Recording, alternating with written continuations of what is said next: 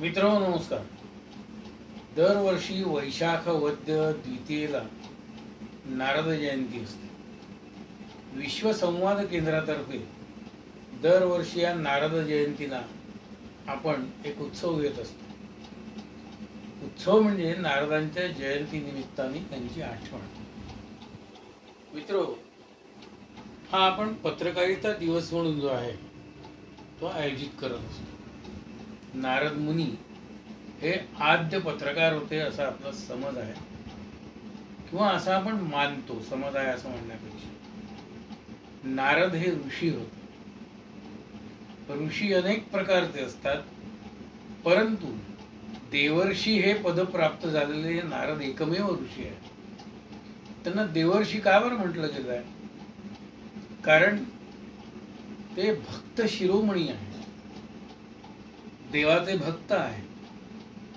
देवाचे अनेक भक्त प्रख्यात आहेत. भीष्म आहेत, विभीषण आहेत, प्रल्हाद आहे, नारद आहे, ध्रुव आहे. जवळजवळ 20-22 नाव आहेत. पण या सर्व भक्तांमध्ये भक्त शिरोमणी म्हणून मग देवर्षी नारदांचं नाव पहिल्याने घेतलं. कोण होते देवर्षी नारद? आणि नारदांचं स्मरण करण्याचं आपल्याला काय काम? मित्रो, देवर्षी होते हे मी सांगितलंच आपल्याला, परंतु नारद हे केवळ देवर्षी नव्हते, तर ते असुर, सुर आणि मानव या तीनही जातीचा परस्परांशी समेट घडवून आणणारे, त्यांचा संबंध प्रस्थापित करणारे, त्यांच्यात समन्वय घडवून आणणारे असे देवर्षी होते.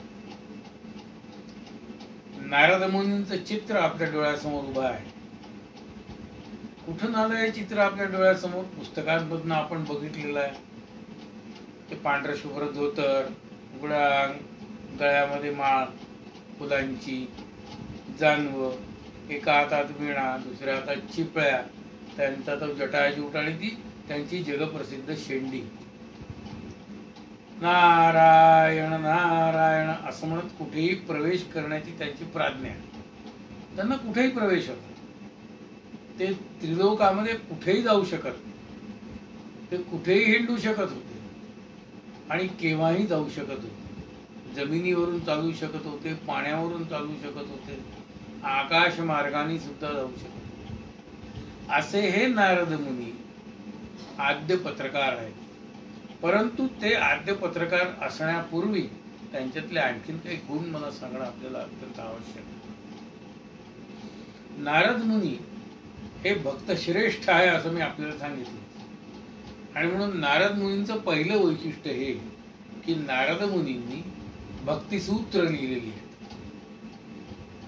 9 भक्ती आपल्या सगळ्यांना ठाऊक आहे, की जी भक्त प्रल्हादांनी सांगितली.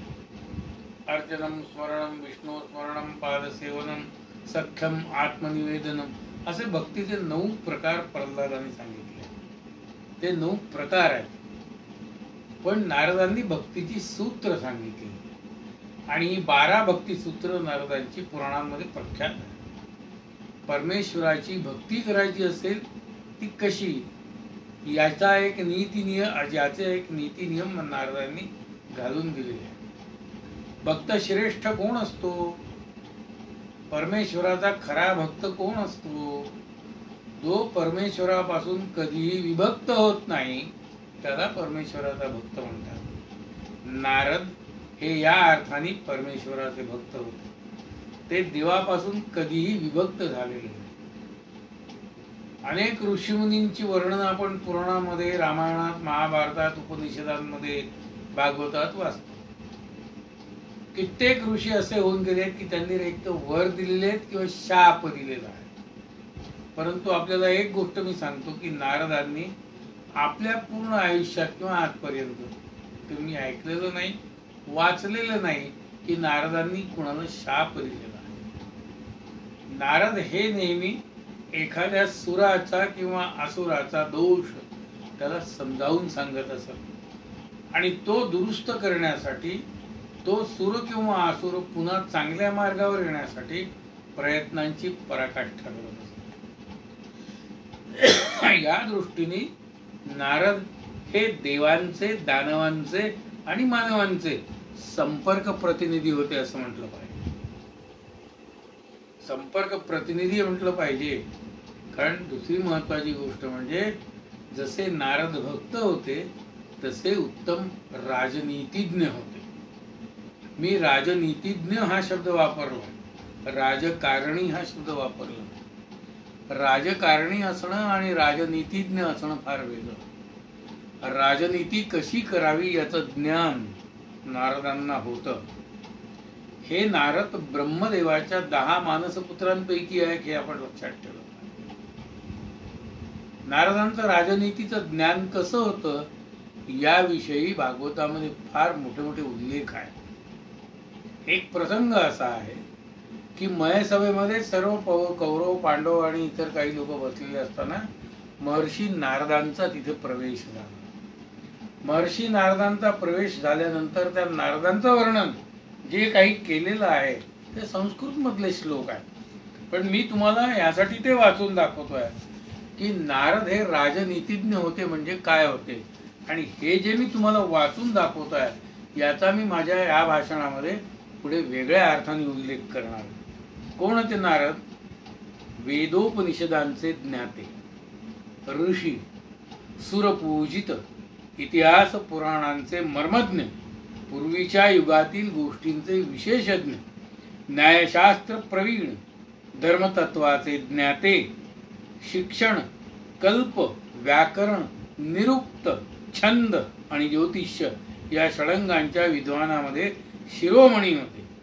ऐक्य, संयोगनानात्व आणि समवाय यांच्या ज्ञानात निपुण, प्रगल्भ वक्ता, मेधावी, स्मरणशक्ती संपन्न, नीतिज्ञ, त्रिकालदर्शी, अपरब्रह्म आणि परब्रह्म यांना विभागपूर्वक जाणणारे, प्रमाणांच्या द्वारा निश्चय करणारे, पंचावययुक्त वाक्यांचा गुणदोष जाणणारे, बृहस्पती सदृश वक्त्यांबरोबर देखील उत्तर प्रत्युत्तर करण्यास समर्थ, धर्म, अर्थ, काम आणि मोक्ष या 4 पुरुषार्थांसंबंधी यथार्थ निश्चय करणारे, संपूर्ण 14ही भुवनांना वर खाली आणि तिरकस बाजूंनी पाहणारे, महाबुद्धिमान, सांख्य व योग याचे विभागपूर्वक ज्ञाते, देवता व असुर यांच्यातही वैराग्य उत्पन्न करण्याची इच्छा असणारे, संधी विग्रहाचे तत्वज्ञ, आपल्या आणि शत्रूच्या बलाबलाचा अनुमानाने निश्चय करून शत्रुपक्षाच्या मंत्र्यांमध्ये आणि उच्च अधिकाऱ्यांमध्ये फूट पाडण्याचे ज्ञान असणारे, राजनीतीच्या संधी, विग्रह, यान, आसन, दैधीभाव आणि समाश्रय या षडंगांच्या उपयोगाचे जाणकार, समस्त शास्त्रांचे निपुण विद्वान, युद्ध व संगीत या कलांमध्ये कुशल, सर्वत्र क्रोधरहित, सर्व गुणांशिवाय इतरही असंख्य गुण असणारे, मननशील, परमकांतिमान आणि महातेजस्वी असे देवर्षी नारद होते. हे का वाचून दाखवलं मी तुम्हाला? मी यासाठी वाचून दाखवलं की आज आपण पत्रकारांपुढे जेव्हा नारदांचा आदर्श ठेवतो आहे आणि विश्वसंवाद केंद्रातर्फे महर्षी देवर्षी नारदांची जयंती पत्रकार दिन म्हणून साजरा करतो आहे, तर नारदांचे हे सर्व गुण पत्रकारामध्ये असणं आवश्यक आहे. म्हणून मी आपल्याला वाचून दाखवतो. इतके सगळे गुण आजच्या पत्रकारितेमध्ये आणि पत्रकारांमध्ये आहेत. थोडं अंतर्मुख होऊन विचार केला पाहिजे. पत्रकारितासाठी मी आता दुसरा शब्द वापरतो, तो म्हणजे जनसंवाद. हा अलीकडला विद्यापीठातला शब्द. Mass communication. You have to communicate with the mass. सर्वसामान्य माणसांशी, सामान्य जनतेशी संवाद साधणे. सर्वसामान्य जनतेशी संवाद साधून त्यांची मनं जाणून घेऊन त्यांच्या मनांचे बिंब प्रतिबिंब, साध प्रतिसाद, ध्वनी प्रतिध्वनी अन्य जनसामान्यांमध्ये आणि समाजामध्ये उमटवणं.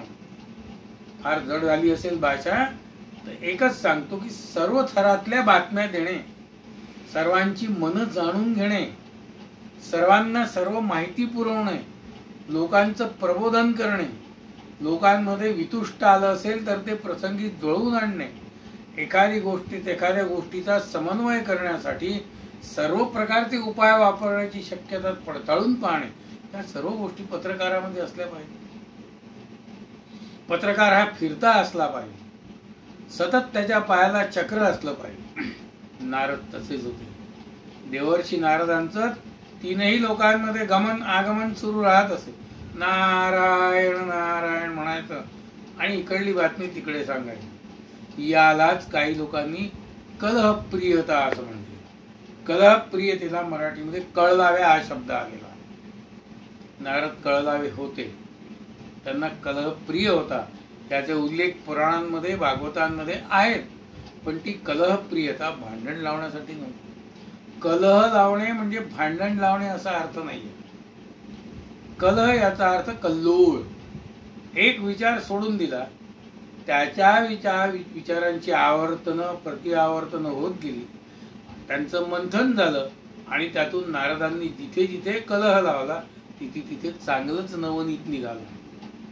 नुसती कळ लावली आणि सोडून दिलं आणि गंमत पाहत बसले असं देवर्षी नारदांच्या चरित्रात तुम्हाला कुठेही आढळेल. आणि ते जे काही त्यांनी कळ लावली असेल ती नेहमी चांगल्यासाठी लावली. लोकांचं कल्याण करणे हा नारदांचा उद्देश होता. कारण नारद हे भगवत भक्त होते हे मी आपल्याला सांगितलं. आणि जो देवाचा भक्त असतो, परमभक्त असतो, तो नेहमी लोककल्याणाची आस ठेवूनच असतो. किंबहुना त्यांनी तशी ठेवली पाहिजे, हा दंडक आहे. मग नारद जर लोककल्याणकारी पत्रकार म्हणून आपण आपल्या समोर आदर्श ठेवतो, तर या पार्श्वभूमीवर आजची पत्रकारिता कशी आहे? आजची पत्रकारिता ही चहू बाजूनी बदनाम झालेली आहे. ती का झाली आहे, कशी झाली आहे याच्या खोलात मी जात नाही. किंबहुना निगेटिव्ह सांगण्यापेक्षा मी पॉझिटिव्ह सांगण्याकडे माझा जास्त कल आहे. काय गुण नाहीत किंवा काय अवगुण आहेत, त्या अवगुणांची चर्चा आपल्याला करायची नाही, आपल्याला गुणांची चर्चा करायची. म्हणून आपणही पत्रकारितेमध्ये लोककल्याणार्थ आपली लेखणी आणि वाणी झिजवली पाहिजे. कोणाच्याही कच्छपी न लागता हा शब्द योग्य नाही, कोणाचेही अंकित न बनता निर्भीडपणे पत्रकारिता केली पाहिजे. आज किती पत्रकार निर्भीडपणे बातम्या लिहितात. आपण काही लपवतो आहे, आपण काही असं कधी वाटतं का? कोणाचे अंकित होऊन आपण पत्रकारिता करतो का? आपण लोकमान्य टिळकांचा आदर्श समोर ठेवला आहे. सरकारचे डोके ठिकाणावर आहे काय या अग्रलेखाचा आपण अजूनही उल्लेख करतो. लोकमान्य टिळकांसारखे जनतेमध्ये असंतोष निर्माण करणारे पत्रकार महाराष्ट्रात होऊन गेले हे आपण अभिमानाने सांगतो. संयुक्त महाराष्ट्राची संपूर्ण चळवळ केवळ आपल्या एकट्याच्या लेखणीच्या बळावर तोडून धरणारे साहित्य सम्राट आचार्य प्रल्हाद केशव अत्र्यांसारखे पत्रकार याच मराठी भूमीमध्ये होऊन गेलेत ना. त्यांचे आदर्श आपण आपल्या डोळ्यासमोर ठेवायला नको का? हीच निर्भीड पत्रकारिता आजही आवश्यक आहे. कोणाचाही मुलाइजा न बाळगता जे सत्य असेल तेच, जे रुचेल तेच, जे पटेल तेच सांगितलं. सत्यम वद धर्मम चर असा उपदेश जो गुरुकुलामध्ये केला जात होता त्यातलं नंतरचं वाक्य आहे स्वाध्यायान्मः प्रमदा. स्वाध्याय करण्यामध्ये कुठेही प्रमाद करू नको.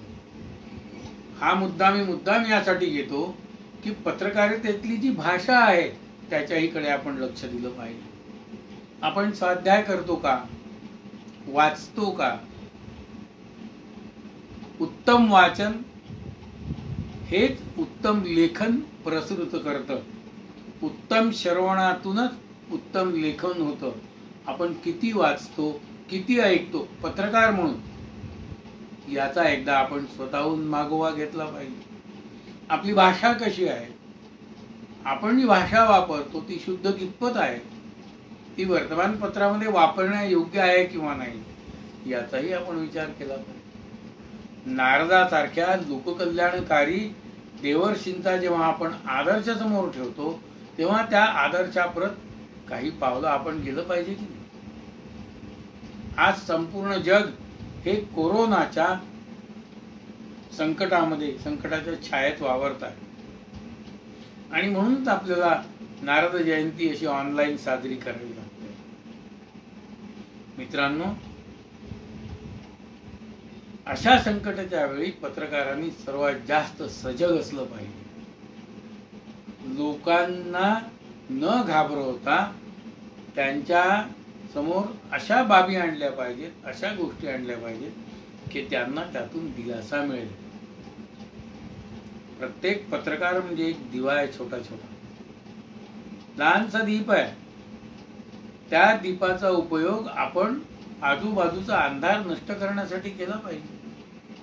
रवींद्रनाथ टागोरांची कविता तुम्हाला ठाऊक असली पाहिजे. ठाऊक असली करायची की सूर्य अस्ताला जात असताना सर्व तारे ग्रह आणि यांना असं म्हणाला की मी इथून निघून गेल्यानंतर या पृथ्वीवरती जो अंधार होईल त्याला दूर करण्याची कोणामध्ये हिंमत आहे किंवा कोणामध्ये तेवढी शक्ती आहे, कोणात तेवढं तेज आहे, कुणीही पुढे आलेलं नाही. एक पंक्ती आली छोटीशी पुढे आणि ती म्हणाली, भगवान माझ्याच्याने जेवढा येईल तेवढा अंधार मी दूर निश्चित करेन. तुम्ही आनंदाने असताना ना काही अंधकाराची चिंता करू नका. माझ्याच्याने जेवढं जमेल तेवढा अंधार मी निश्चित दूर करेन. पत्रकार हा या पंक्तीसारखा असला पाहिजे. सर्वत्र अंधार माजला असताना त्या अंधारामध्ये अगदी आपल्याच्याने जेवढा येईल तेवढा तर प्रकाश पडायला हरकत नाही. लोकांची मनं जी काजळलेली आहेत ती काजळलेली मनं उजळण्याचं काम यापुढे पत्रकारांनी केलं पाहिजे. म्हणून महर्षी नारदांचा आपण देवर्षी नारदांचा आपण आदर्श ठेवतो. देवर्षी नारद हे पुराणामधले असं पात्र आहे, मगाशीच मी बोललो की ते सर्वत्र संचारक आणि लोकप्रबोधन करत असत. आपली पत्रकारिता ही लोकांचं प्रबोधन करणारी असली पाहिजे, लोकांना योग्य दिशा दाखवणारी असली पाहिजे. लोकांच्या मनात निर्माण झालेल्या प्रश्नांची उत्तरं देण्याचं उत्तरदायित्व जरी पत्रकारावर सर्वार्थाने नसलं तरीही त्या उत्तरांची तयारी आपल्या मनामध्ये केली पाहिजे.